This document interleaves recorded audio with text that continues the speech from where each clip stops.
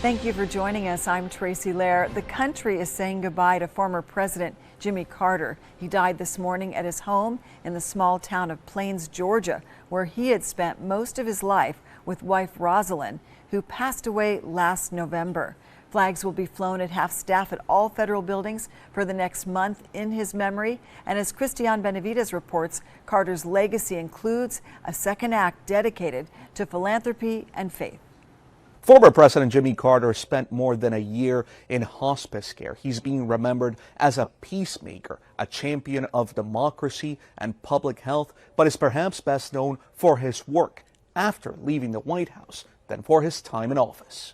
Jimmy Carter, the 39th President of the United States, was surrounded by his family when he died peacefully at home in Plains, Georgia on Sunday. The former president celebrated his 100th birthday in October, along with a backyard military flyover honoring his service in the Navy. Almost a year earlier, he said goodbye to his beloved wife of 77 years, Rosalind, draped in a blanket embroidered with their images. The former peanut farmer turned governor of Georgia was elected president in 1976. His one term in office saw the highs of negotiating the Camp David Accords, bringing peace between Egypt and Israel, and the lows of the Iranian hostage crisis.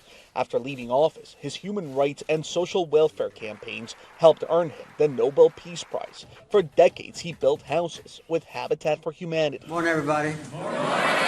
And drew national crowds to his Sunday school classes. Late in life, he battled a series of medical challenges, including cancer, a broken hip, and surgery to relieve pressure from bleeding on his brain. The longest-living former president spoke to churchgoers about his own mortality. I didn't ask God to let me live, but I just asked God to give me a proper attitude toward death.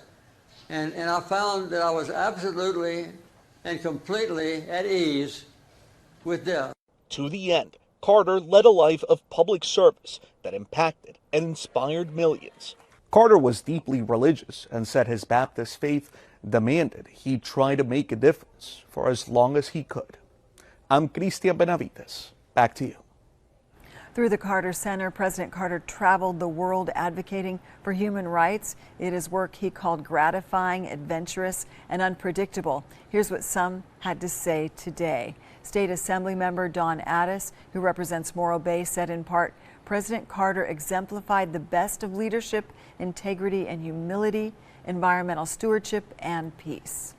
And Governor Gavin Newsom said in part, President Carter's candor and compassion, moral leadership, and sense of duty set a standard we all should aspire to. His enduring example reminds us that we can still find common ground despite our differences.